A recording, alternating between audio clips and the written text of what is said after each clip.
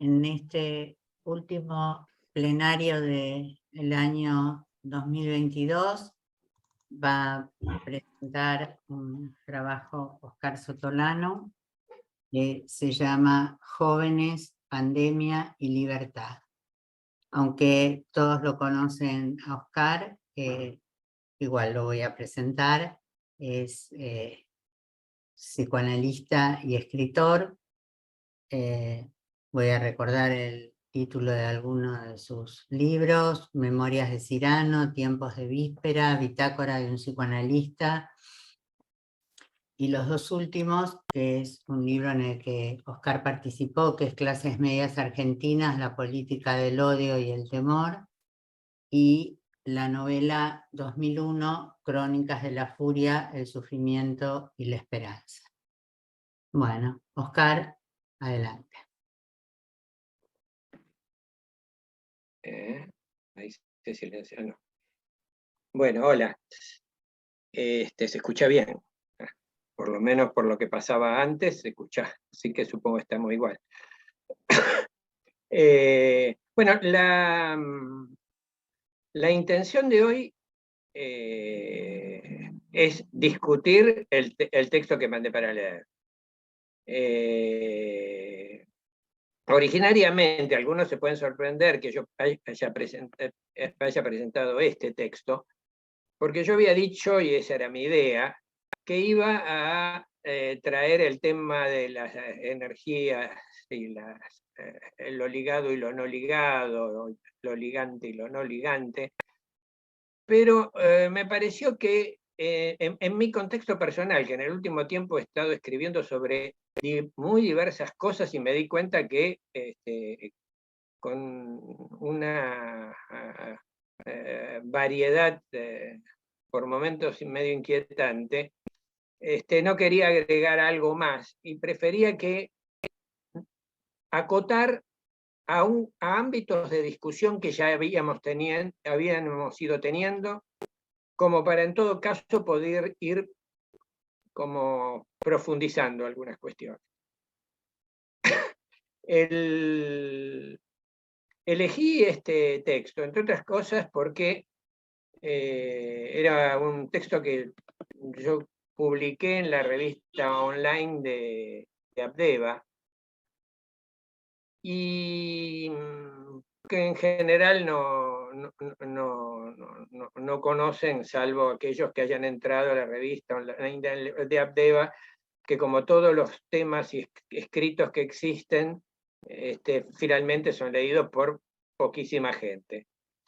¿Qué pasa?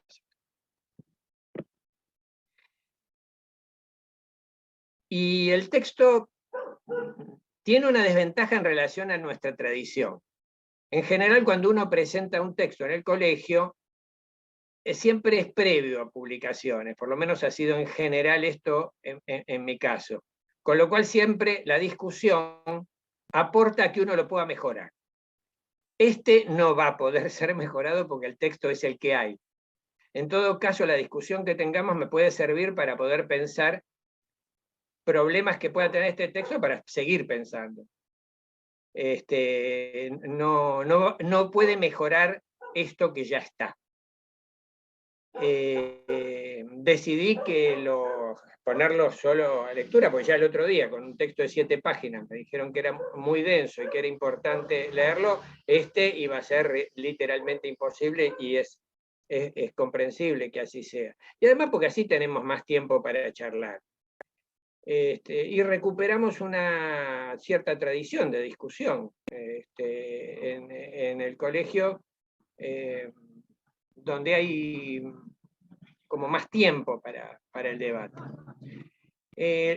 Sobre el texto, muy brevemente, está en la línea del que yo presenté hace 2 años sobre la libertad. Este texto, de alguna manera, toma elementos de aquel, y estaba fundado básicamente en una cuestión que era una inquietud, aquel en una inquietud política, que era cuando empezó la pandemia, empezar a ver la presencia brutal a nivel mundial de los libertarios. cosa que me empezó a inquietar porque no era una cuestión nacional, sino se veía la política internacional, que se veía por distintos lados en los canales de YouTube. Con lo cual la problemática de la libertad se me hizo particularmente importante, y mucho más se hizo importante cuando empezaron los debates acá sobre el tema de la libertad. Pero además se hicieron particularmente importantes porque esos temas sobre la libertad empezaron a aparecer en el medio de la sesión. Como problemas, como inquietudes, como fantasías, como campos creenciales, de muy diversas formas. Y ahí ancla una preocupación que me acompaña, que es nuestra relación con los campos creenciales en el propio terreno de la clínica. El viejo problema de, en general definido en términos de la política, pero lo mismo podría ser en relación a la religión, que es que el psicoanálisis puede abordar sin transformarse en un ideólogo de su propio territorio de pensamiento. Se puede ser psicoanalista tomando los problemas que hacen al mundo social, cuando estos vienen en términos de formas que los pacientes nos traen. Y digo esto porque eso es decisivo. Una cosa es que uno traiga un tema X por propio interés, y otra cosa es que esto venga en las formulaciones que los pacientes hacen. Yo creo que muchas veces en el medio psicoanalítico lo que ha existido es directamente una desmentida de una cantidad de problemas, y esto en la institución en general compartimos esa perspectiva, y me interesaba plantearlo en términos de la zona de conflicto de ese trabajo. Por eso el propio desarrollo de la viñeta clínica que acompaña el texto está acompañada de la propia tensión personal en relación a el modo, en qué punto uno pisa, algo así como pisa el palito, y puede transformarse o en un ideólogo, un pedagogo o lo que fuere. En ese sentido, y el texto abarca está como bajo ese paraguas, escrito además para una institución como Abdeva. Y digo esto porque no fue escrito para cualquier otra institución, fue escrito para una institución en la cual el tema de la nítida separación entre política y psicoanálisis en muchos de sus miembros es absoluta. El psicoanálisis es una cosa, la política es otra, lo cual yo creo que es cierto, son cosas distintas, pero con los puntos de tangencia correspondientes que están tanto en la política como en la clínica. Entonces, es un poco con ese espíritu que yo escribí ese texto, y yo abriría a ver qué les pasó al leerlo, qué temas les resonaron, qué temas le hicieron ruido, qué temas les parece que ameritan ser discutidos. Yo veo la mano de Juan Carlos levantada, y Santiago Marani, sí, nuevamente depilado de la cabeza. Juan Carlos Perone. ¿Se escucha bien? Sí. Sí, perfecto. Bueno, a mí el texto me gustó, digo como cosa muy general primero, me parece interesante. Efectivamente, si tu pretensión era abrir como un campo de intercambio, de debate, sobre todas esas cuestiones que ahí están planteadas, me parece que está muy bien pensado para eso. La primera cuestión que yo diría es que, tratando de reinterpretar tal vez lo que escuché recién que dijiste, no sé si lo escuché bien, que en todo caso es imposible que no aparezca el discurso del paciente atravesado de un modo o de otro, ostensible o no, conscientemente o no, por lo que vos llamás campos creenciales, porque como el paciente es un habitante de la sociedad en que vivimos, de algún sector social de la misma, vinculado a organizaciones o instituciones, tiene una familia, todo eso está atravesado por una cantidad de vectores que tienen que ver con lo que de manera muy general vos llamás campos creenciales, y que no tienen que ver únicamente con la política, salvo que uno entienda la política en un sentido muy amplio, que tal vez pueda ser una manera de entenderla en el sentido de que, así como creo que Laplanche decía que la sexualidad no es todo, pero está en todo, la economía tampoco es todo, pero está en todo, probablemente la política también, de alguna manera, atraviesa todo, incluso las relaciones personales, aunque no nos demos cuenta. Digo, en ese sentido es imposible que no aparezca en el discurso del paciente de manera ostensible o no. No quiere decir que el paciente se dé cuenta, si uno tiene oreja para eso también, captar, bueno, ciertos modos creenciales a los cuales está de algún modo sujeto. Ahora, me parece que tu intervención con este paciente joven, en realidad es bastante cuidadosa. Yo no creo que vos hayas, porque vos no incluiste, más allá de que la tengas, las creencias o maneras de pensar el fenómeno del que él habla, indudablemente lo tenés, pero en realidad vos lo único que dijiste, si recuerdo bien, no aceptaste del todo lo que él decía, esto de que el virus había sido soltado de manera deliberada y qué sé yo.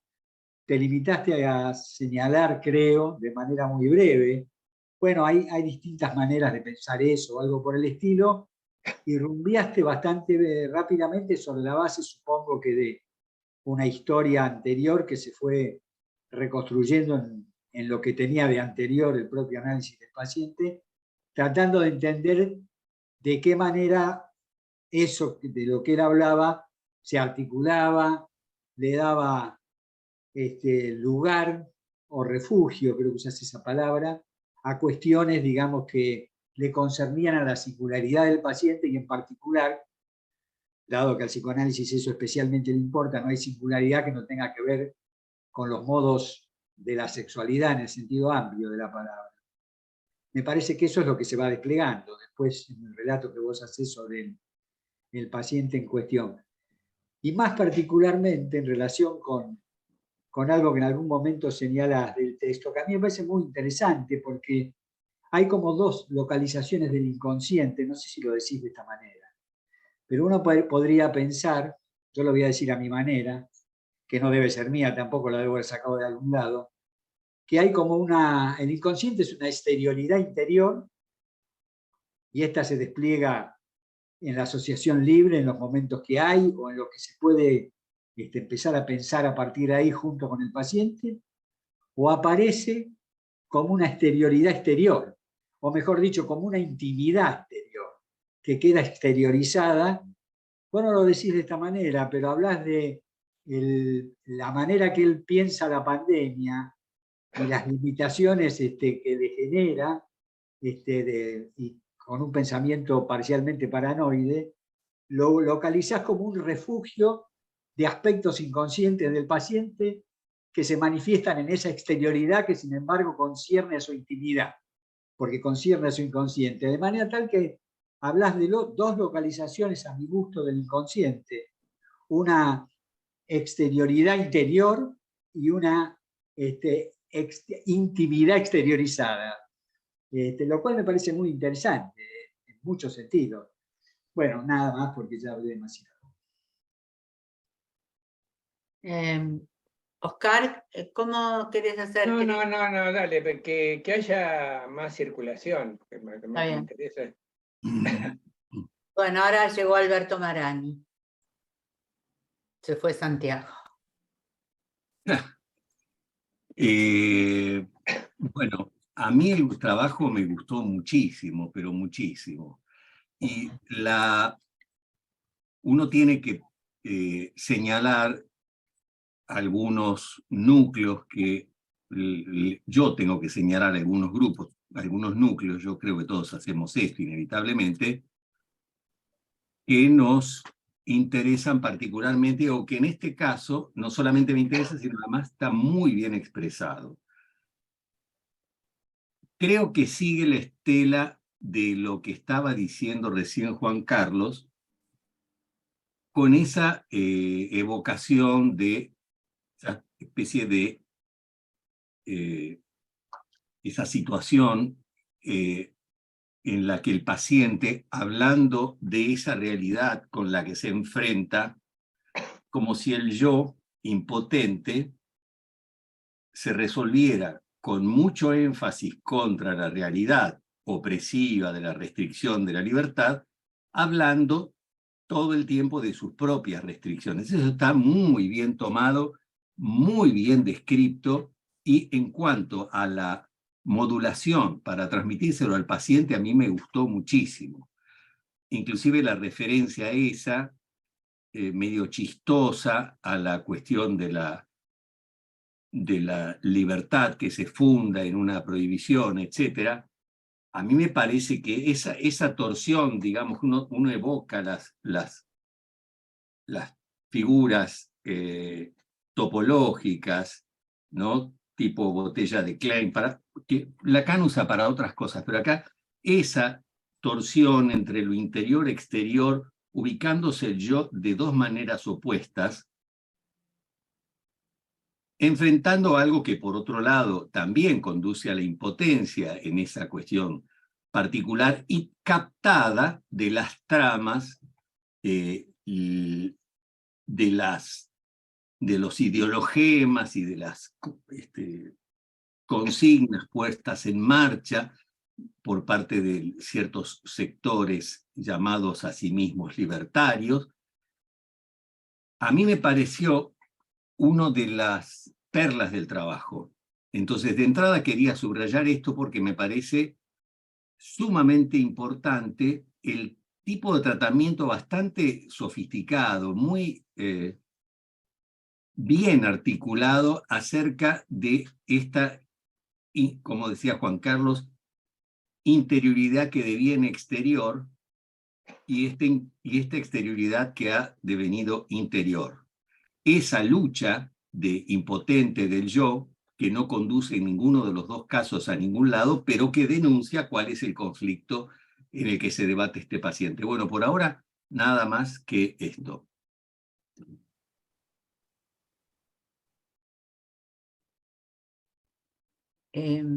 Mariana Wikinski. Sí, bueno, a ver, quizás en la línea de esto exterior, interior, no interior, que es exterior, me sorprendió una intervención que planteas en el trabajo, Oscar, y que la subrayé, porque me pareció que iba como en una línea diferente de la que yo hubiera imaginado, y por ahí tiene que ver un poco con esto de lo que es exterior y lo que no. Porque hay un momento en el que le planteas al paciente que las limitaciones que él padece, las prohibiciones que él padece, no tienen que ver solamente con las prohibiciones que son externas, sino también con sus prohibiciones internas. Y me pareció que a un paciente que no, digamos, que le reclama a la realidad un exceso de limitaciones, aun cuando uno le puede suponer, como a todos los pacientes que consultan, ¿no? Como en el plano de las inhibiciones, limitaciones, síntomas, etc., algo que depende más de factores intrapsíquicos, me preguntaba justamente en ese plano entre lo ideológico y una intervención estrictamente psicoanalítica, si él requería de una intervención en donde se le marcara que había un problema en sus propios mecanismos para el ejercicio de su libertad, o más bien se trataba de reforzar la idea de una limitación que la realidad nos ofrece a todos, a la que él de alguna manera tendría que poder allanarse, ¿no? Es decir, en esta resistencia que él ofrece a una realidad que se opone a su expansividad. Pensaba si este paciente no podía traducir tu intervención, que sería una intervención adecuadísima para cualquier neurótico, si este paciente no podía traducir tu intervención al modo de, si nosotros ponemos a trabajar realmente tus prohibiciones internas, no habrá prohibición alguna, ¿no? Nuestro problema es lo interno, lo externo no te opera como límite tal como vos estás suponiendo. Bueno, me pareció que transitaste ese riesgo, esa frontera, en lo que vas desarrollando después, nada de eso es lo que realmente vos te proponés trabajar con él, pero en esa intervención realmente me sorprendió mucho respecto de la línea en la que venías planteando tu posición frente al paciente.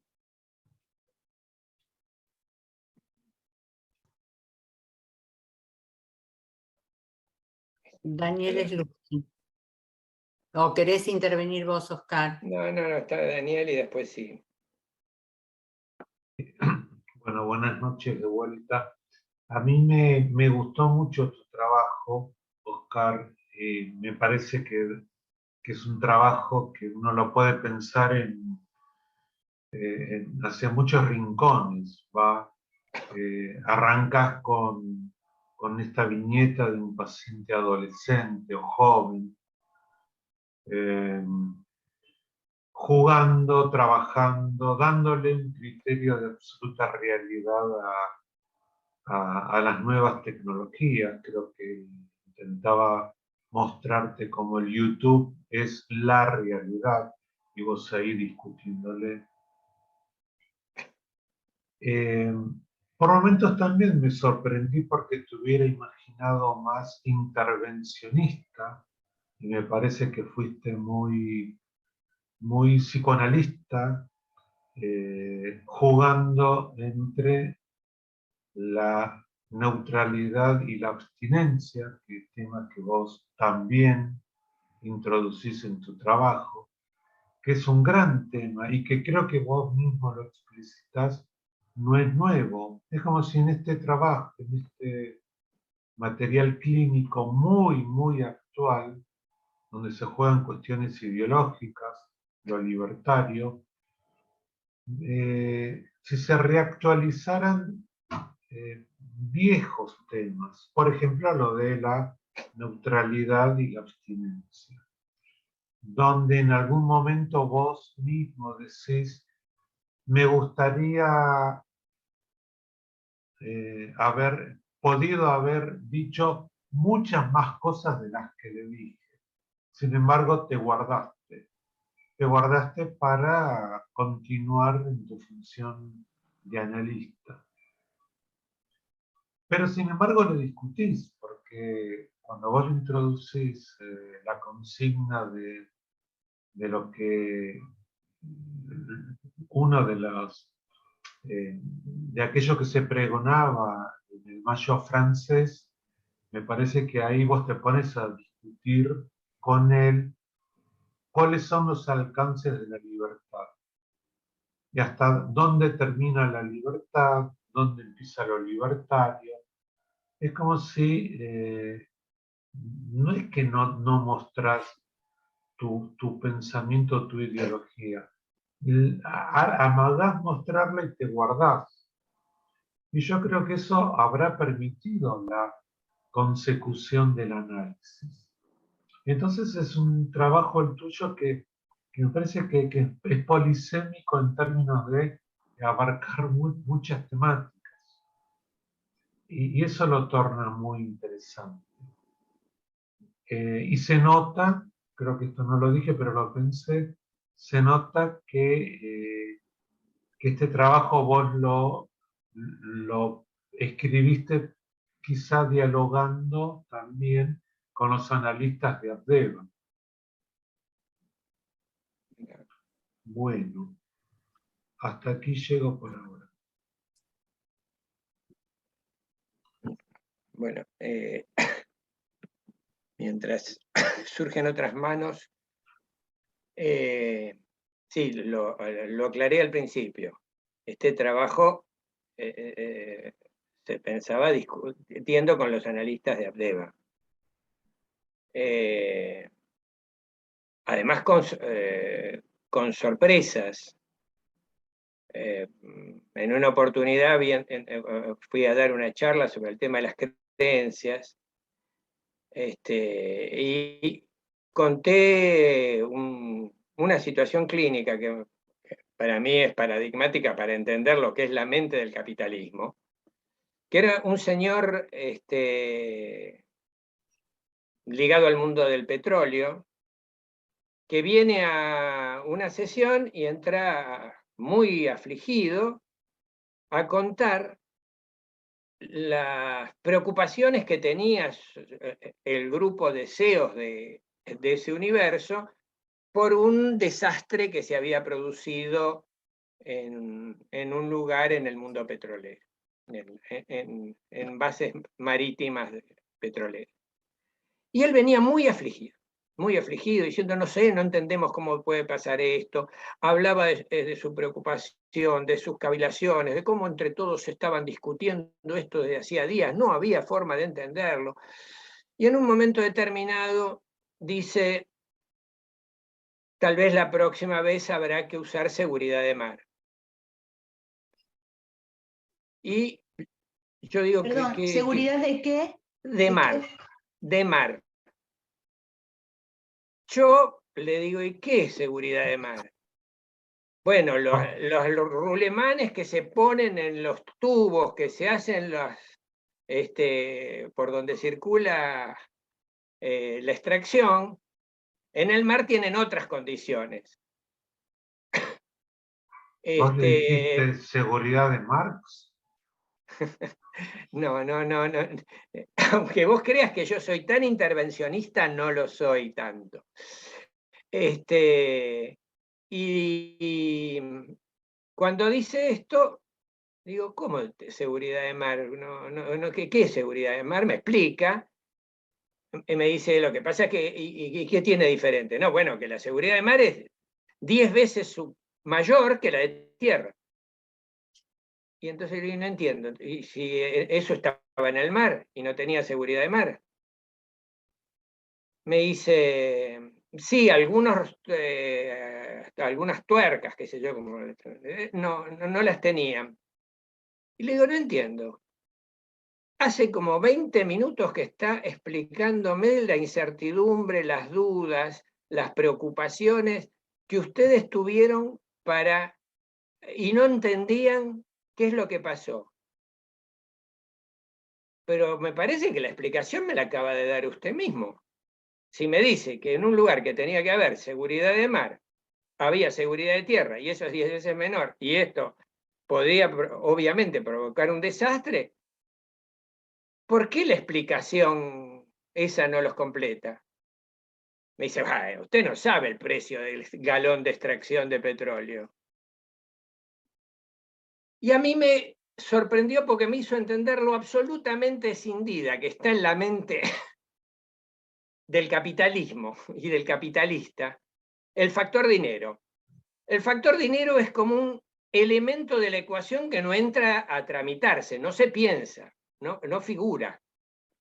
Está por fuera, es decir, se puede pensar todos los factores, etcétera, etcétera, pero a condición de que no toque el factor del capital. Y yo le digo, me parece que eso, como modo de pensar, y se lo relaciona con cosas que a él le pasaban a veces en problemas con su mujer, formas de decisión que tenía para pensar, etcétera, etcétera. Lo interesante es que en esa reunión una persona del público dice, sí, a mí no me queda muy claro por qué intervenir así, porque yo, si alguien me empieza a hablar del mar, del agua, estaría pensando en la dimensión uretral, estaría pensando en la dimensión de la teoría de la cloaca, y estaría pensando en términos de los fantasmas que acompañan a este hombre. Yo honestamente me quedé bastante sorprendido porque nunca transité un análisis de esas características, ni circulé por un universo de ecuaciones simbólicas a mi gusto tan brutales. Entre otras cosas porque pienso el inconsciente en el plano de su superficie, digamos. No lo inconsciente como una especie de profundidad a la que se llega, sino algo que de repente se filtra en el interior del plano de lo que está a la vista. Y que algo tal vez tenga que ver con esto de lo externo e interno, que hizo desde el comienzo referencia a Juan Carlos. Las ideas de Lacan cuando usaba los modelos topológicos, a mí, aunque mucho no las entendí demasiado nunca, siempre me parecieron interesantes justamente porque hablaba de este espacio de localización tan extraña que tiene el mundo psíquico. Esa zona donde algo está dentro, está afuera, no se sabe, es una especie de territorialidad difusa. Ahora, con un interlocutor así, y pensando en interlocutor así, es que escribí un texto así, a sabiendas de que alguna cuña en Flandes hay que poner, a mi entender, en esos modos de entender el psicoanálisis, y en ese sentido fue su objetivo. Ahora, me es casi imposible no hablar de eso sin la tensión que genera. Cuando Mariana decía de ese borde donde imaginaba que iba a intervenir de una manera y podía estar interviniendo de otra que no era... Particularmente yo nunca sé muy bien cómo intervengo hasta después. Me entero por lo que pasó. Puedo tener muy buenas intenciones, pero no, si eso no se produce, si no hay movimiento, no creo en las interpretaciones, porque si no estaríamos en un mundo completamente cerrado. Creo que en eso Freud es enormemente sabio, cuando dice que ni el sí ni el no prueban nada. Que si el paciente dice sí, no es que está afirmando, y si dice no, no es que está negando. Lo que importa es lo que pasa después, con las asociaciones que trae. Y eso trae tensión. Yo creo que la tensión está, en mi experiencia siempre está. Es decir, yo sí era consciente de que tenía dentro mío un universo ideológico del cual podía haber hecho un despliegue. Podríamos haber discutido en el plano de una especie de preconsciente racional sus argumentos. Pero esto, desde mi punto de vista, no lleva a nada. Sí me parecía que había que... Este es un paciente que era neurótico. Efectivamente, cuando Mariana decía a un neurótico, este es un paciente que era neurótico. No estaba transitando por otra experiencia. Con lo cual, a veces imponer un pequeño ruido, una pequeña inflexión, un pequeño matiz en el interior de lo que el paciente va diciendo, por lo menos es lo que yo te diría, es lo que más hago. Es decir, más que otorgar de repente un sentido sino plantear esos niveles en los cuales hay algo que él no ha tenido en cuenta y que puede estar ante sí mismo y que no ve. Su referencia a su mundo interno es porque de alguna manera yo veía que estaba haciendo un desplazamiento brutal al mundo exterior. Le venía fenómeno la pandemia para decir, yo no cojo porque hay pandemia. Y él no cogía antes de que hubiera pandemia. Y tenía los mismos de pelote de antes. Con lo cual la pandemia le vino como anillo al dedo, pero sin fricción en el anillo. Entonces, toda la situación en ese sentido, sí creo que tiene algo de esa tensión. Y la verdad nunca estoy del todo seguro si uno, y más bien tengo la sospecha de que hay una zona que siempre a uno se le escapa de lo que está diciendo. Inevitablemente. Después puede ser que la recoja o no, si se aviva, y si es pertinente. Pero además, un extra.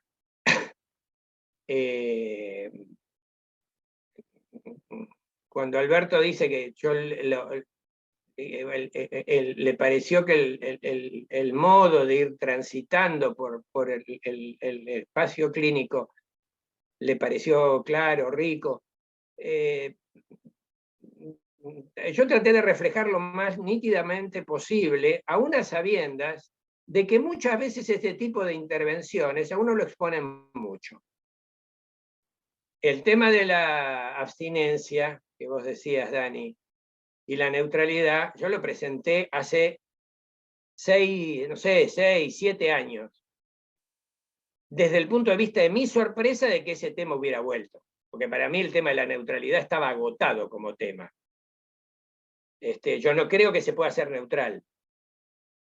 Uno tiene que hacer algo con su no neutralidad, no que tiene que ver cómo es para ser neutral. Por eso que me parece que el concepto fundamental es el de abstinencia. Porque uno piensa, tiene ideas, tiene ideologías, tiene formas de concebirlo.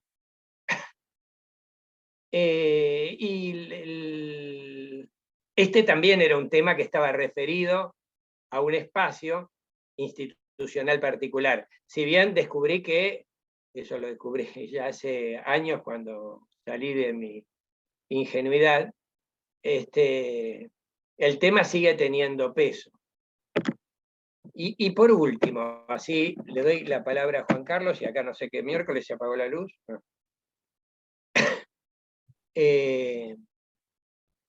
Este texto además está en el interior de una continuidad con otro texto, que es sobre el tema de lo que yo llamo pubescencia. Yo hago una referencia del texto, porque creo que además el tema de la adolescencia es particularmente fértil para que este tipo de situaciones, donde el mundo interno y el mundo externo estén particularmente en tensión y expuestos, justamente por el lugar vital de la exogamia. Hay algo con el mundo, en el mundo y construyendo mundo que construye el mundo de un joven. Es parte de la estructuración particular de la franja etaria, para decirlo así. Con lo cual esas dimensiones cobran un relieve gigantesco. A mí fueron los adolescentes lo que me hicieron terminar con el encuadre canónico. Cuando yo empecé a atender a adolescentes, los adolescentes me rompían el encuadre todo el tiempo. Y entonces había dos posibilidades. O uno entonces era una especie de militante de una causa en la que no creía, o pensaba el encuadre desde otro punto de vista como encuadre que se hace con el paciente. Y los adolescentes hacen ese encuadre, con lo cual las tensiones entre mundo externo y mundo interno son correspondientes a la edad y a la dimensión de lo puberal en términos freudianos estrictos.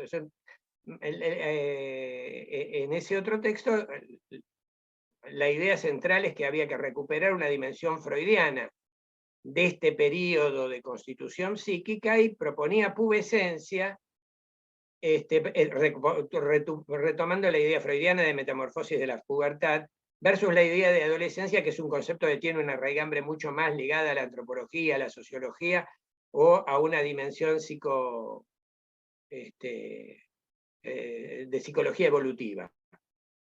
Y me parecía que ahí podía haber mucho más elementos de su riqueza. Pero en esa riqueza está permanentemente el diálogo con el mundo externo, esto que Juan Carlos dijo al principio. Todo nuestro ser transita en el mundo y está en esa superficie interna que está adentro y afuera. Yo no sé si pensaría en dos localizaciones del inconsciente, sino en caras del inconsciente, es decir, de perspectivas. No lo sé bien. la verdad que me lo dejás como boyando porque no lo pensé desde ese punto de vista. Está Yago, así que... Ah, estaba Primero Juan estaba Carlos. Juan Carlos. Juan Carlos, sí. Juan Carlos Perón.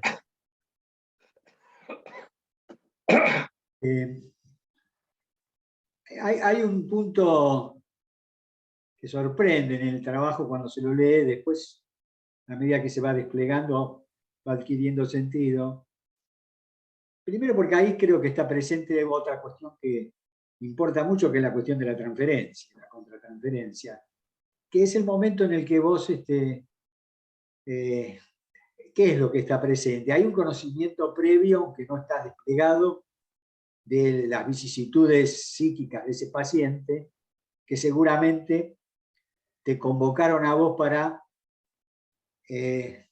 seleccionar la consigna del Mayo francés, porque si no parece que fuera una especie de ocurrencia que no tiene gollete, pero la debe tener, digo, y ahí entra en juego la transferencia en dos sentidos, en el sentido de lo que queda como reservorio en el analista de lo ya hablado por el paciente y que a él le permitió, bueno, hacer ciertas deducciones y tener cierta comprensión de la problemática en juego. Recién lo aclaraste de modo muy sucinta, es un paciente neurótico, dijiste. Me parece que desde ese lugar, y además conocer un poco cuáles son las sujeciones que tiene, esto que ahora lo encarrilaste por el lado de ese concepto de pubescencia para diferenciarlo del concepto psicosocial de adolescencia. Porque lo de pubescencia está más que ligado con la edad, más ligado con la sexualidad, digamos, ¿no? Un particular momento sexual que se instala más o menos en cierto momento de la vida, aunque está atravesado indisolublemente también por los modos en que el otro, con mayúscula y con minúscula, vive, mira y significa eso que al pubescente le pasa, en un ida y vuelta que... Y esto se introduce en la escena analítica, porque ahí me sorprendí yo un poco cuando le dijiste que en relación a la libertad, si conocía esa consigna del Mayo francés, que era que la libertad empieza con una prohibición. Y él se queda evidentemente sorprendido por esto. Pero ahí hay dos cuestiones que están en juego. Primero, un conocimiento previo tuyo de por lo menos algunos aspectos de la problemática de él que se deben haber desplegado antes.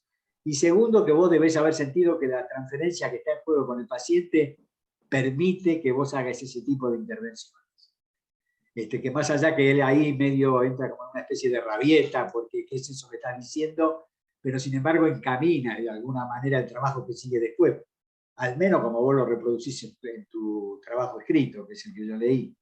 Así que bueno, digo esto porque me parece que el tema de la transferencia es otro tema que nos importa mucho y que queremos cruzar con los avatares, digamos, de la época, en este caso en particular en plena pandemia o en los comienzos de la misma, con todo lo que eso implicaba, y además de la transferencia de analista o contratransferencia, como la queramos llamar, que es el impacto de la transferencia del paciente en la propia cabeza del analista. Entre otras cosas que se le ocurra, hay una prohibición que anterior a la libertad empieza con una prohibición, digamos. Bueno, eso nada más quería señalar.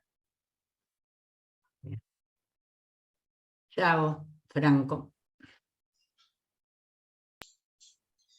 Bueno, Oscar, gracias por tu trabajo. Yo me siento absolutamente identificado con tus intervenciones. Creo que hubiera intervenido de un modo similar. Por una cuestión que me parece además esencial y es respetar en nuestro trabajo sobre la realidad psíquica, que es lo propio del psicoanálisis, sin desmentir la presencia de una realidad, en este caso traumatizada, ¿no? Además de lo interesante de que podamos seguir trabajando sobre los efectos, ¿no? de una universal que ha sido, sigue siendo de alguna manera, sus efectos la pandemia. El gran riesgo que hay de olvidar esto que ha pasado, digo, olvidar entre comillas. Eso por un lado, ¿no? Luego, en otro sentido, a ver, a mí, sin embargo, el tema de la neutralidad hoy me parece más vigente que nunca. Y voy a pasar a explicar por qué. Me parece vigente porque el psicoanálisis se funda, por lo menos el psicoanálisis tal como lo entiendo yo, en la necesidad de evitar una oferta identificatoria en relación a los pacientes y que la cura de algún modo se conduzca hacia la identificación con el analista. Lo quiero aclarar con ejemplos hoy muy vigentes. Han habido otros en otros momentos y siguen habiéndolo. Un analista que se ofrezca, por ejemplo, y retomo algo que hablamos la semana pasada, como practicando un psicoanálisis postpatriarcal o con perspectiva de género, ya implica una oferta identificatoria. Y tiene un efecto performativo, como toda posición que adopte el analista, que va a conducir el análisis en determinada perspectiva, pero además es una oferta identificatoria. Y eso es lo que yo cuestiono profundamente en todo aquello que implique que el analista se presente como tal o cual cosa, ¿no? Lo cual no evita de ninguna manera que uno puede opinar, que uno puede hablar, que uno hasta puede ejercer, el mismo Freud lo decía, cierta pedagogía con algún que otro caso, por las dificultades inherentes al caso, ¿no? Entonces yo quisiera puntualizar esto, ¿no? Bueno, cómo para mí sigue siendo un concepto absolutamente vigente, hoy más todavía. De ningún modo esto, por ejemplo, implica el cerrar los ojos ante lo que la realidad plantea. Uno ahí no es neutral, por supuesto. Yo durante la pandemia me he encontrado muchas veces interviniendo en el sentido de que el paciente es como que renegaba de que había efectos que a él le producían la pandemia, ¿sí? Consecuencias, ¿no? Y de alguna manera intervenir en ese sentido. Se ha perdido la señal GPS. ¿Qué pasó? Nada, apareció la señal GPS de un viaje de hoy desde Plaza de Mayo a Buenos Aires. A punto, bueno. Dice que se perdió la señal. Y era hora, che, ¿qué va a ser? Bueno, no, simplemente quería decir eso, ¿no? Y agradezco tu trabajo, insisto, yo coincido, me siento muy identificado con tus intervenciones y tus apreciaciones, pero en este punto de la neutralidad quería incluir mi punto de vista, la perspectiva con la cual yo trabajo. Gracias, Che. Te quería preguntar algo, Yago. ¿Qué diferencia haces entre la abstinencia y la neutralidad? Bueno, la abstinencia es no satisfacer los deseos ni las demandas del analizante, ni tampoco del analista. Eso para mí es la abstinencia, claramente. Y no tiene que ver con la neutralidad, aunque puede haber una zona de roce entre ambas ideas, ¿no? Conceptos, en realidad. Vos lo separás como dos cosas distintas. Sí, para mí son dos cosas distintas. Una va por el lado del deseo, es decir, más ligado a la pulsión, y otro por el lado de la identificación.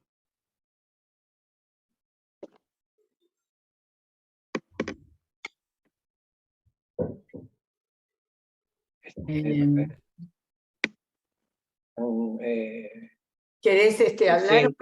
No, dale, está Cintia y Carlos. Cintia o Carlos, no sé quién de los dos. Carlos Busetti. Bueno, primero, yo francamente coincido básicamente con todos los planteos del trabajo, que son unos cuantos. Son unas cuantas cosas que decís allí que, bueno, ya conocemos bastante a través de las distintas presentaciones, de tus escritos y demás. Creo que este trabajo resume una cantidad de cosas que ya he venido diciendo y hemos discutido acá en el colegio muchas veces. La primera cosa que me gustó, con la que me identifiqué, fue esa idea de que el virus es en este paciente una suerte de refugio o de disfraz de su síntoma, ¿no? Esta idea de que vos me decía más sencillamente, él no coge porque hay pandemia, pero en realidad no cogía antes, por problemas de... Me ha pasado muy claramente con varios pacientes esto, pero con uno en particular, que es una persona muy inhibida, que no soporta el vínculo social más básico, y que cuando se decretó la cuarentena, se sentía re feliz porque no tenía ninguna obligación de salir ni a la verdulería, cosa que le producía una angustia a veces irrefrenable. Quiere decir, en este caso, la realidad exterior, por llamarla de alguna manera, o realidad fáctica, como llamás vos en el trabajo, viene a recubrir algo de esa realidad psíquica que es como funcional al síntoma o a la inhibición en este caso, ¿no?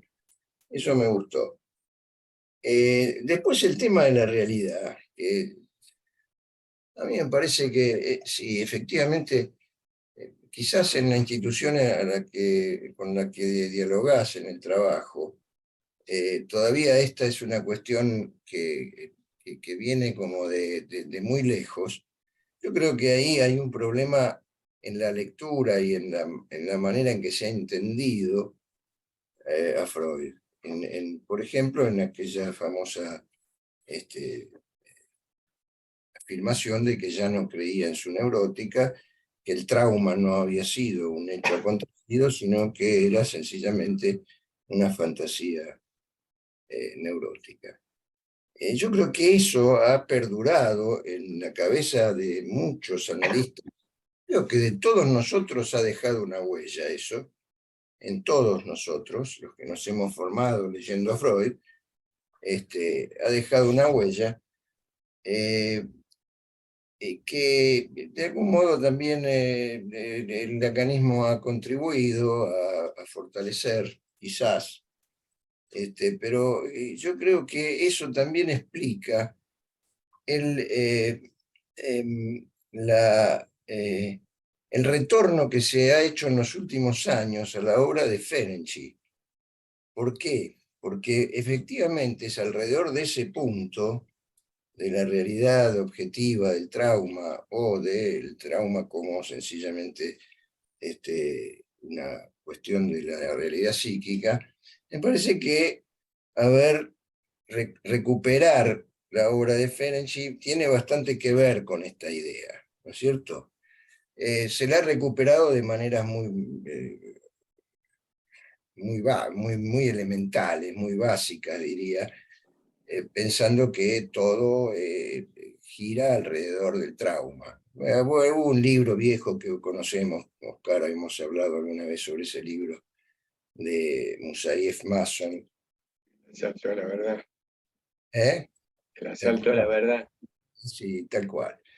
Que, bueno, utilizaba las ideas de Ferenczi en contra de Freud, en contra del psicoanálisis. Pero bueno, eso, digo, como para situar la cuestión de la realidad en el contexto de la formación teórica, de todos nosotros. Siempre hay que darle una vuelta a la cuestión, porque parece que no creemos demasiado en los efectos, o bueno, algunas escuelas de psicoanálisis, más que otras, por cierto, creo que acá en el colegio esto es un tema muy discutido, muy transitado, ¿no?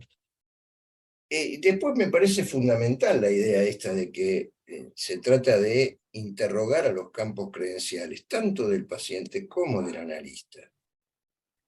Y vos decías en una primera intervención que hiciste que los campos credenciales se refieren a la política, también se pueden referir a la religión, pero yo creo que hay lugares donde esto ahí es más problemático, que es el problema de la moral sexual cultural.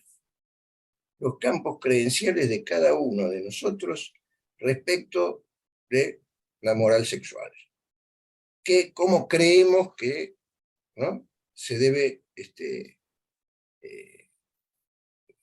la normalidad de la sexualidad, pongámosle, ¿no? Creo que ese es un punto dificilísimo en algunos análisis, donde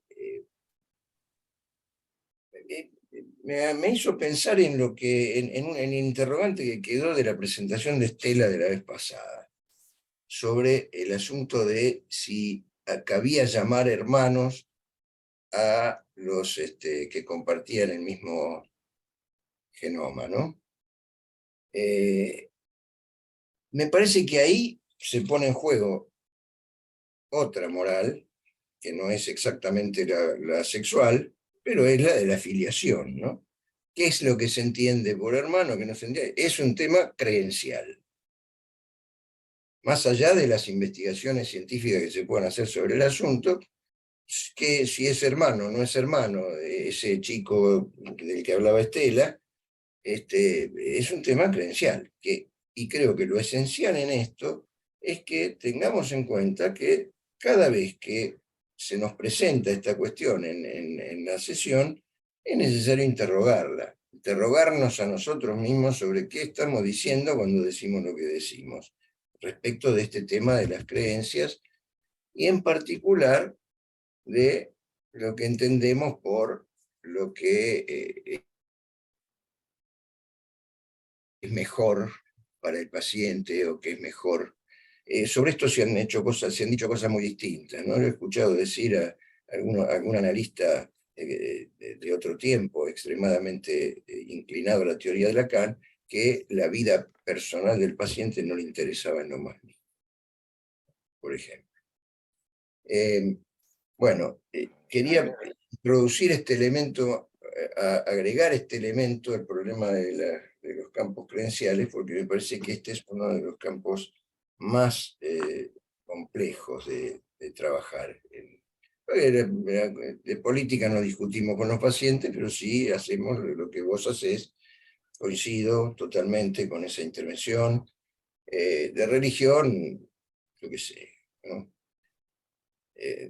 Me acuerdo que Cintia una vez se contaba de un paciente muy católico y qué sé yo, que le dijo que no podría analizarse con una persona que no fuera creyente, y ella le dijo que le interesaba la religión desde el punto de vista antropológico, pero que, ¿no? Quiero decir, es inevitable poner en juego las propias creencias, pero hay que saber bien cómo ponerlas en juego, ¿no? Me parece que ese es el trabajo esencial que tenemos que hacer sobre esto. Bueno, gracias. Alfredo Tagle. Bueno, Oscar, me gustó mucho tu trabajo. Me parece que además mostrás un trabajo clínico concretamente, lo cual me parece siempre muy interesante, es poner en juego tu práctica y exponerla. De acuerdo totalmente con tu forma de funcionar. Me parece que se dijeron un montón de cosas interesantes. Yo voy a poner un esquema simple que a mí me viene del trabajo con chicos, que el inconsciente siempre se expresa en la realidad, ¿no? Se expresa en la superficie, como decía Freud, ¿no? No podemos llegar al inconsciente de otra manera, más que en la forma en que aparece en lo que se muestra, ¿no? Los chicos en el juego expresan, digamos, cosas de su trabajo inconsciente y en lo que están y de sus significaciones inconscientes. Ahora, en eso que expresan hay una interacción entre ese inconsciente y la realidad psíquica, la realidad social, la realidad familiar. Y bueno, uno tiene la función de mediar entre estas cosas y ir llegando a los sentidos que esto puede tener. Supongamos un chico que juega con un avión, ¿no? Bueno, esto tiene que ver con lo pulsional, obviamente, con la expresión de algo que tiene que ver con sus pulsiones, posiblemente con las pulsiones sexuales, que eso habría que ver, o con las agresivas, cuál es el contexto y de dónde viene. Pero supongamos que el padre es aviador. Esto tiene un sentido particular. O que se va de viaje, con frecuencia. El avión ya tiene un sentido que viene de afuera. y que entra en conjunción con eso que viene de adentro. Y supongamos que este juego es en la Guerra de las Malvinas. Bueno, ahí el avión tiene otro sentido, que viene de una coyuntura social y lo que está pasando socialmente, ¿no? Entonces me parece que todo esto entra en juego, la realidad del inconsciente, la realidad familiar, la realidad histórica, la realidad social, donde entra lo político y lo creencial, y nuestro trabajo es bueno, mediar entre esto y ir encontrando los significados particulares que esto tiene en esa sesión en particular. Por supuesto, ahí entra también nuestra inconsciente, y esto que planteaban de plantearse como un modelo identificatorio, una posibilidad identificatoria. Creo que esto es inevitable, aunque uno no como decía Yago, ¿no? Aunque uno no intente esto, pero cómo uno piensa lo que aparece un modelo identificatorio, ¿no? Una forma de pensar las cosas, una forma de entenderlas. Y esto también genera identificaciones, incluso esto de una modalidad psicoanalítica de pensar la vida, de pensar la realidad, ¿no? Bueno, que esto también genera una apropiación por el paciente, posteriormente a terminar el análisis incluso, ¿no? Bueno, en cuanto a lo de las creencias, a mí me parece medio lo mismo en esto, ¿no? Como que están en juego las creencias del paciente, las creencias sociales, las creencias del entorno y las de uno. El asunto es poderlas, digamos, visualizar, ¿no? Tener en claro qué es lo que uno cree, en la medida que uno puede, porque esto es bastante difícil, ¿no? Cuáles son las creencias del paciente, y qué es lo que está en juego ahí, entre estas creencias, ¿no? Entonces, me parece que esto tiene que ver con las creencias sociales, con las creencias políticas, con las creencias sexuales, con las ideológicas, un poco lo que se decía, ¿no? Y esto, por supuesto, la forma en que uno vea o interprete lo que el paciente está diciendo tiene que ver con estas creencias. En cuanto al sentido que uno le da, uno busca sentidos. Y los sentidos tienen que ver con las creencias. Bueno, esto, me gustó mucho el trabajo y la propuesta de pensar estas cosas que son tan cruciales en nuestra profesión. Gracias. Mariana. Sí, quería como introducirme de nuevo en la cuestión del debate sobre el tema de la neutralidad, porque me parece que transita zonas como muy delicadas. Me parece que algo por ahí es un debate más dirigido a lo que planteaba Yago, que me parece que tiene como un fondo de una cierta pureza, ¿no? Una pretensión de cierta pureza en el modo en el que nosotros nos ofrecemos en nuestra práctica. Pureza imposible, digamos, como no creo nunca que haya una posibilidad de un campo limpio, no solo de proyecciones, sino de un a priori que hace que un paciente nos elija o no nos elija como analistas. Y me parece que el problema no es tanto de qué modo nos presentamos nosotros en ese a priori, sino qué hacemos con eso. Algo de lo que decía Oscar, me parece, creo que está como circulando también un poco esta cuestión de lo que dice Carlos, ¿no? ¿Qué lugar le damos al campo creencial? Y en realidad el peligro, digamos, de la cuestión, por ejemplo, de pensar un analista con perspectiva de género, así como un analista con otro perfil en el a priori, es el peligro de los pactos que se pueden producir entre paciente y analista sin percibirlos, es el peligro de los puntos ciegos que pueden suponer el hecho de que un analista crea que hay algo garantizado en la confianza que tiene ese paciente, y el paciente crea que el analista tiene acuerdos previos. Me parece que lo que nos pone a salvo de ese modo de ejercicio arbitrario del psicoanálisis y de ese exceso en la oferta identificatoria es estar muy atentos, no la pretensión de una neutralidad efectiva. Porque la verdad la creo imposible. Todos podemos ser googleados por nuestros presentes y futuros pacientes, y mucho de nosotros se conoce a través de de lo que vamos presentando en nuestra propia existencia profesional y no profesional también.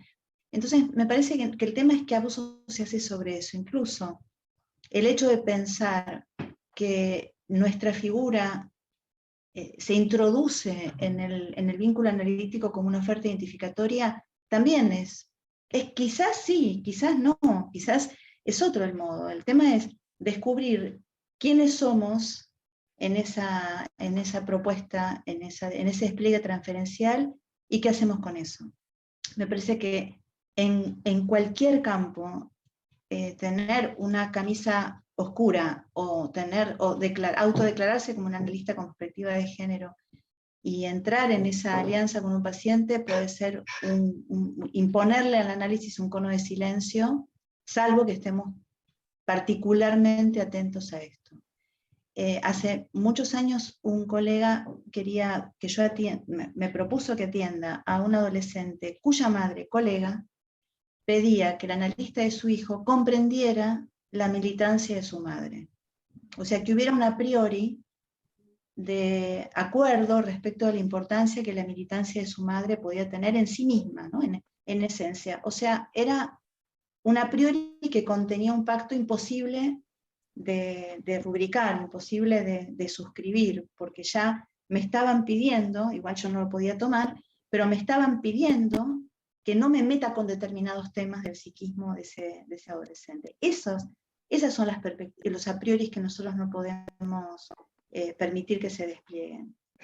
Fuera de eso, me parece que el ejercicio de una neutralidad absoluta lo veo como absolutamente imposible.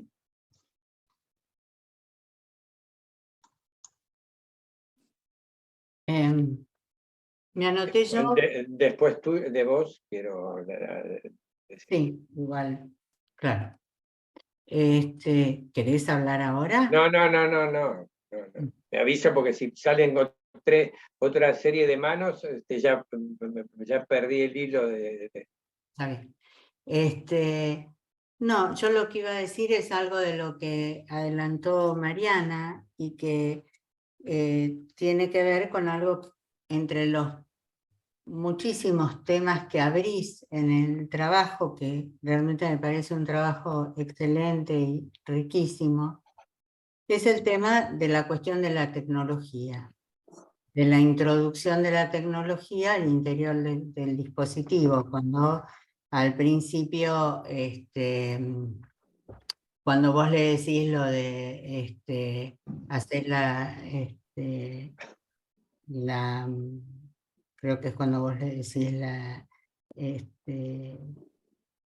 haces esa interpretación respecto del guionista, que a él lo guionaba desde adentro, y él, vos decís que dudaba si había quedado congelado, estático él, o se le había congelado a la pantalla.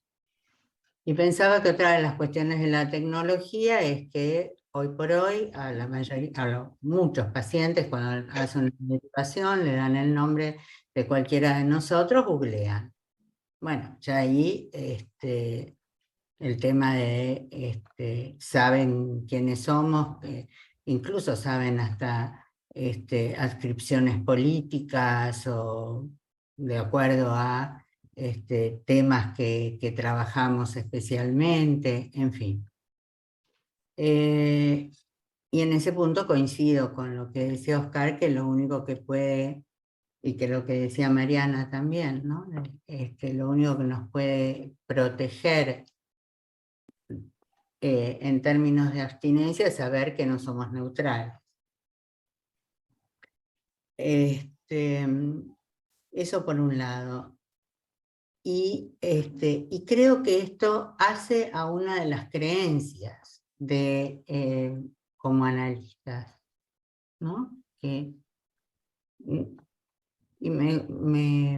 La idea esta de Yago de que la neutralidad va del lado de las identificaciones y que hace a una oferta identificatoria, y ahí pensaba que cuando alguien nos googlea, bueno, tiene toda una oferta identificatoria respecto de quiénes somos, qué pensamos en una cantidad de cuestiones, más pueden hasta rastrear trabajos que hemos escrito, hoy por hoy el tema de las redes abre a toda esa cuestión. ¿Qué decir?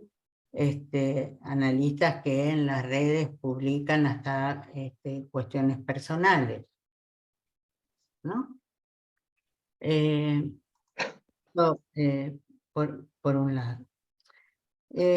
Por el otro lado, pensaba en la relación compleja, que lo hemos hablado acá en el colegio, no solo hemos hablado muchas veces del tema de la antitemporalidad y la abstinencia, sino el tema de la realidad y los modos en que la realidad ingresa en el aparato. Y me parecía muy interesante el modo en que planteabas esto de cómo la realidad psíquica aparece en la superficie del aparato del mismo modo que la realidad psíquica se proyecta en lo que podríamos decir una realidad objetiva, cuando vos mismo además planteás la complejidad de la realidad ahí para este joven.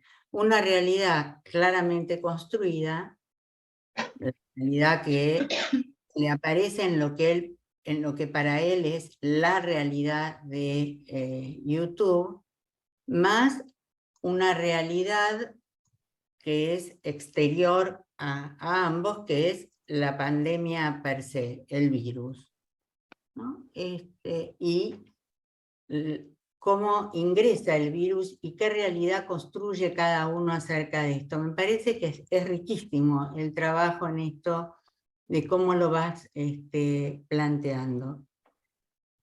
Y me identificaba mucho con el modo de tus intervenciones. La verdad, me parece, además me pareció muy delicado el modo en que vos bordeás.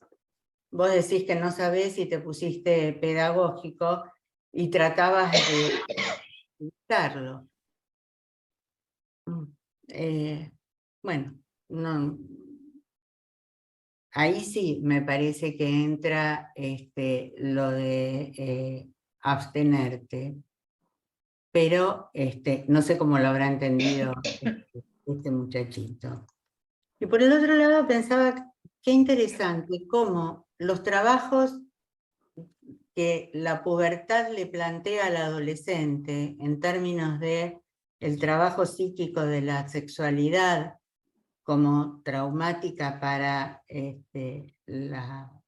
puber, todos esos trabajos psíquicos, los comienzos del ejercicio de la sexualidad genital, la separación de los padres, todo lo que tiene que ver con el intercambio corporal con los compañeros, todo eso se vio obstaculizado y coartado por la pandemia. Y cómo él se agarra de esa realidad que él cree que es la realidad que le dicta YouTube, y le dice que hay una realidad absoluta que es posible. Es notable, ¿no? Las paradojas, ¿no? Me pareció interesantísimo cómo lo ibas trabajando con él. Bueno, eso. Oscar, Pablo está con la mano levantada. Pablo, ¿vas a introducir algo que está en los temas que ya se habló? No, es algo distinto. No, entonces, digo, para no seguir acumulando, porque dijeron muchas cosas. Bueno, me alegra que se identifiquen con el modo de intervenir, porque uno nunca, en mi experiencia me ha pasado varias veces encontrarme con colegas que se sorprendían por el modo en cómo yo intervengo. En nombre de una forma más canónica de interpretación. Y Con lo cual estos diálogos con diversas versiones del psicoanálisis está siempre presente en uno. Yo sobre el tema de la neutralidad que traía Yago, porque yo entiendo el tipo de preocupación que hay en Yago, pero yo creo que más allá de lo imposible de la neutralidad, yo creo que es un problema, que es un concepto heredero de la teoría del sujeto-objeto, diferenciado en el cual hay posibilidades de captación de un sujeto que capta la realidad como por fuera de su propia implicación. Es decir, ser neutral sería posible solo en condiciones de un modo de pensamiento que es heredero de la tradición positivista. Por eso, en general, es lo que se demanda en todos los ámbitos científicos y políticos, que es la educación tiene que ser sin política, tiene que ser neutral, porque un docente tiene que ser neutral. Un médico tiene que ser neutral, no puede hablar. Y hay una cantidad de afirmaciones en el cual el tema, el concepto neutralidad, la palabra neutralidad, no solo es heredera de una tradición, sino es heredera de una tradición inglesa, que corresponde, según dice una autora uruguaya, a una particular traducción equivocada del término indifference en alemán, que supuestamente proviene de una línea más ligada a lo estoico. Es decir, indiferente en el sentido de alguien no dominado por las pasiones. No en la línea de alguien que puede ser, luchar por ser objetivo.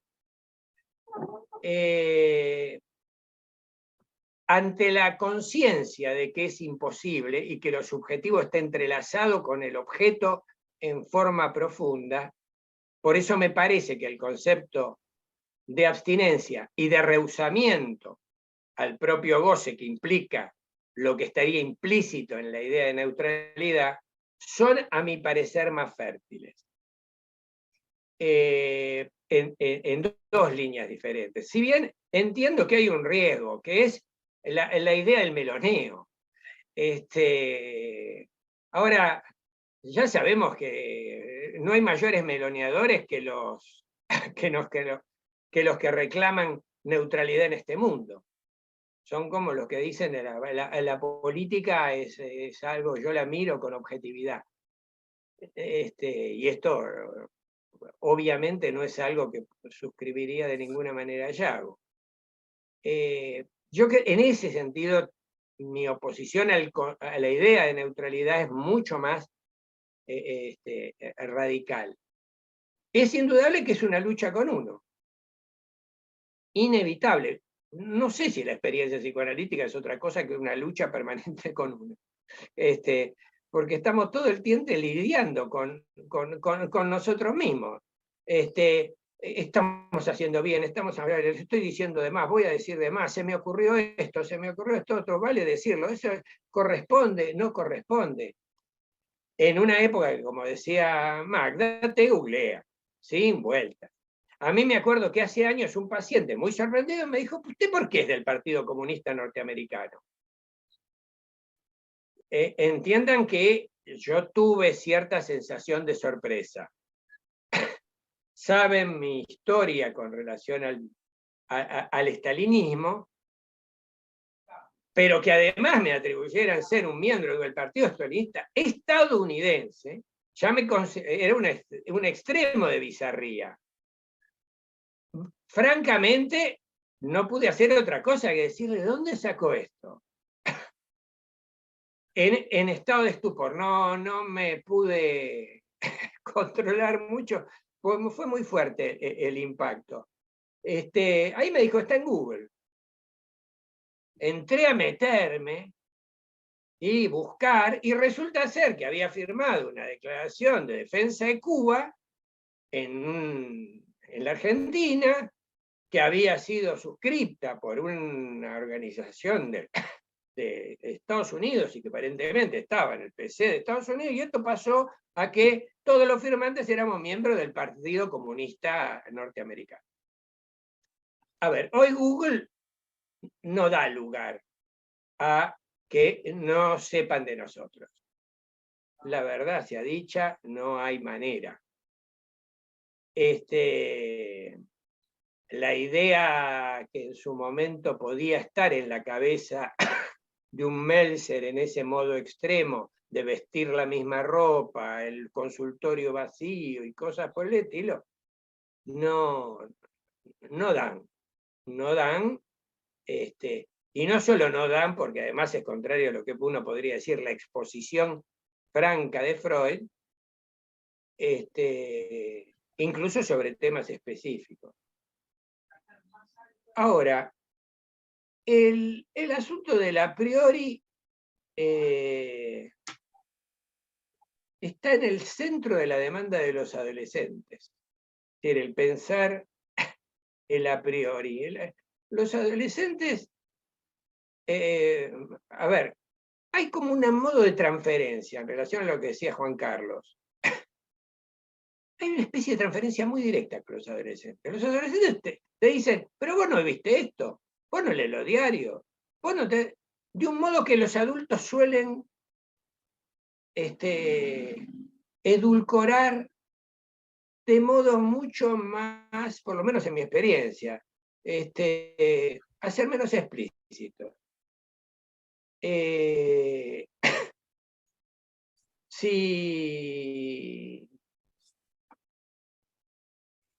Si hay algo que está en nuestros a priori, es indudable que esos a priori los tenemos que poner en cuestión como todo.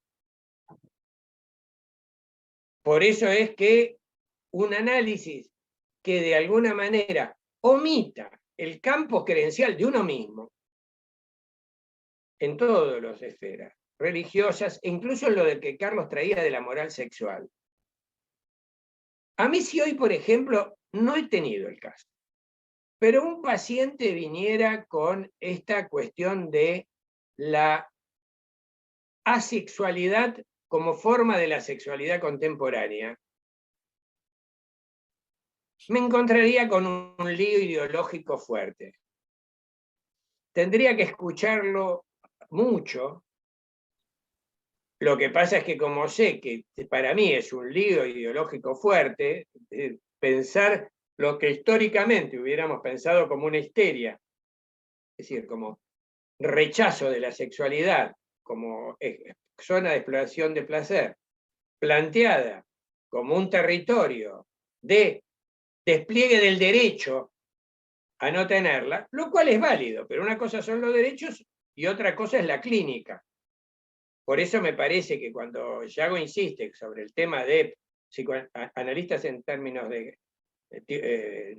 perspectiva de género, yo estoy totalmente de acuerdo con Yago.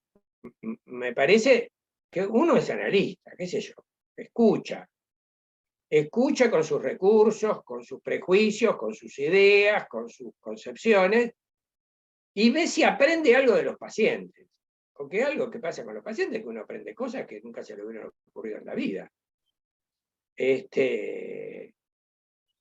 Y en ese sentido la moral sexual sí se ha modificado, no del modo tan feliz que la cultura de la hipereducación sexual ha generado. Es decir, yo no me encuentro con una sexualidad menos conflictiva. Para nada. Me encuentro con una sexualidad tan complicada como antes, nada más que en un territorio de moral sexual diferente, con formas superyoicas distintas. Pero eso también es parte.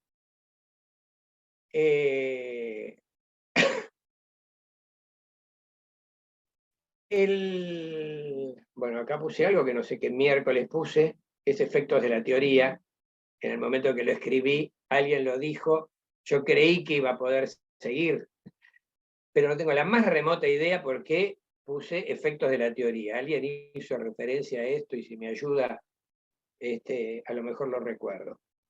La idea de que la vida personal del analista no entra en consideración es coherente con la tradición desubjetivante que tuvo que ver con, diríamos, la tradición posmoderna de la aniquilación del sujeto, con la idea Foucaultiana, con el universo posmoderno donde no hay sujeto, y entonces se trabaja con estructuras, instancias, fragmentos, insignificantes o lo que fuere. A mí me resulta un irrepresentable en lo personal. Bueno, y paro acá porque si no están Pablo y Yago y me interesa lo que puedan decir.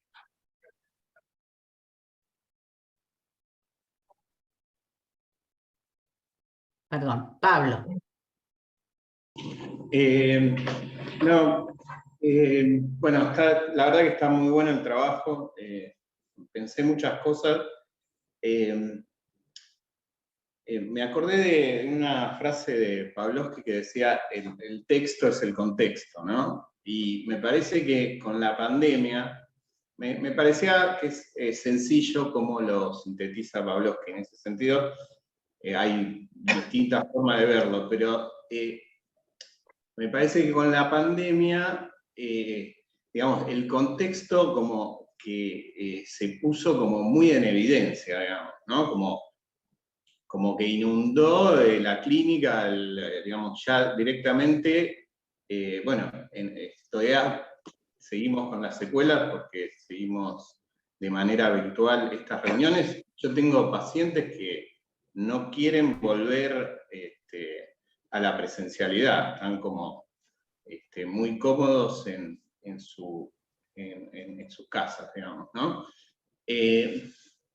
Incluso me acordaba de esto que vos contás con tu paciente, un poco, no sé si se acuerdan, en una de esas manifestaciones de libertarios en el Obelisco, hay un muchacho, no era tan joven, más bien una persona adulta, que habla de esto, digamos, ¿no? Como que dice que no puede coger y le repreguntan y queda como que en realidad no era un problema de la pandemia, sino que, bueno, que era algo previo, y salieron un montón de memes y en su momento se viralizó esa escena, digamos, ¿no?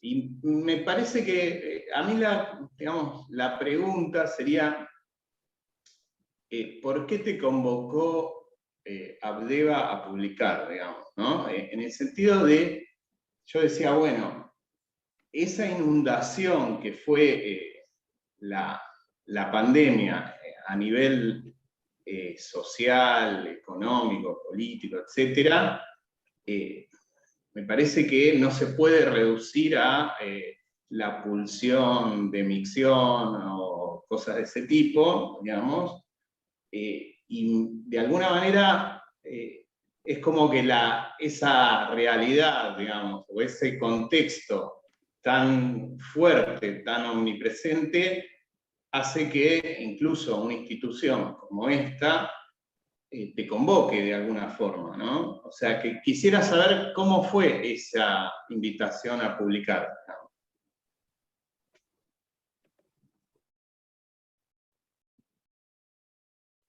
Bueno, dale, Yago, así después. Yago. No, voy a ser muy breve. Quería aclarar, porque me parece que hay un malentendido. Yo hablé de neutralidad relacionada con oferta identificatoria. Por eso di ejemplos muy claros. Se podrían pensar en más ejemplos. Un psicoanalista marxista, pero que se ofrezca como tal. Luego pueden leer textos míos en la red, donde yo hable de sexualidad, de género, donde yo cuestiono el patriarcado, donde defienda alguna tesis marxista, etcétera, etcétera. Pero eso es otra cosa. Yo no me estoy presentando como analista con determinada cualidad. Yo escribo sobre eso o yo hablo sobre eso, ¿sí? Pero otra cosa es decir yo soy psicoanalista esto, el psicoanalista aquello, practico el psicoanálisis X, ¿sí? A esto me refiero yo, que me parece un tema importante porque estamos en una época en la cual todo el merchandising, lo quiero decir claramente, está a la orden del día, ¿sí? Son permanentes, así como aparecen las ofertas en nuestro correo electrónico, ¿sí? Todo el tiempo nos están ofreciendo mercancías. Entonces tenemos que ser especialmente cuidadosos en no ofrecernos como mercancías nosotros.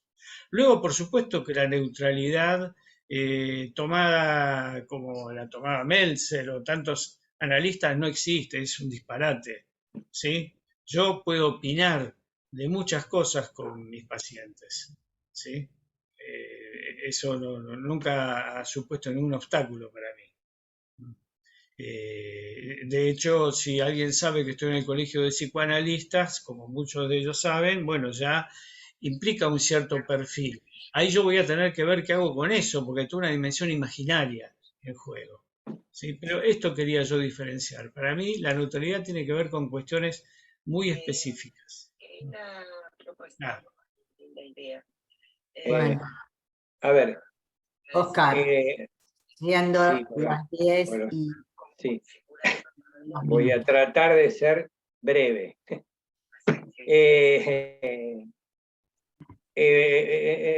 Pablo, la convocatoria no tuvo que ver con el contexto de pandemia. Tiene que ver con que yo tengo una buena relación con la gente de Abdeva de hace años. Intervengo en diversas cosas y demás. Y en realidad, y creo que además el que me convocó fue Rodolfo, miembro del colegio, para que escribiera en ese número. Pero además porque Abdeva no es una masa. Es decir, en Abdeva hay mucha gente muy variada, piensan distinto y demás. Yo cuando me refiero a estos arquetipos, de alguna manera puedo ser hasta injusto con Abdeva, porque en todas las instituciones hay variedad de analistas que trabajan distinto. Lo que pasa es que como instituciones tienen perfiles prevalentes, y donde, a diferencia del colegio, en el cual insistir sobre este tema no me parece necesario, en cambio allí sí me parecía importante. Con el tema de la pandemia, el tema del contexto, una de las cosas que yo digo específicamente en el trabajo es: estos problemas los tuvimos siempre. Se hacen patentes cuando hay una crisis. Por eso, empezar a discutir el tema de la neutralidad y la abstinencia convergentes con que empezó a discutirse el tema de la grieta. Empezó a la política a meterse mucho en la vida cotidiana y entonces empezó a volver viejos temas que están siempre, porque los dilemas de cómo los analistas no estamos haciendo uso de nuestro poder en esta forma que uno diría abusiva, de alguien que viene a decir, voy a usar mi poder de sugestión para hacer devenir marxistas a mis pacientes, o devenir los defensores de la política de género, o libertarios, es una cuestión que está planteada desde siempre al psicoanálisis como una cuestión central. Si bien Freud la planteó en su momento alrededor de algo muy particular, porque Freud en un momento tenía el lío de que tenía una cantidad de colegas de las reuniones de los miércoles que estaban en aferes amorosos con sus pacientes.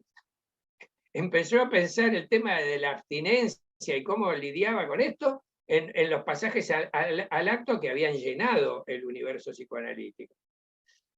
Y por último, una cuestión que está en el interior del trabajo.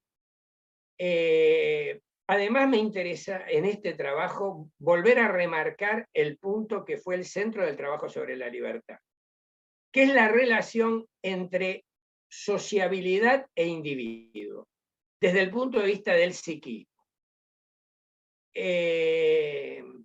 Porque en general se hace una especie de antinomia muy profunda entre lo que sería un individuo libre, y en ese sentido como individuo libre, egoísta, etcétera, etcétera, y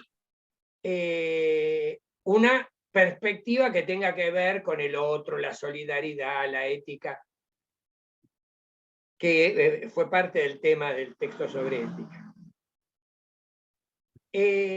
A mí me interesaba, y fue cuando empecé a pensar el tema de la libertad, y muy en particular con los adolescentes, cómo hay un momento en los cuales el individuo, como alguien que se siente propio, que se apropia de sí mismo, es un momento constitutivo del psiquismo, que no se lo puede medir en términos ideológicos.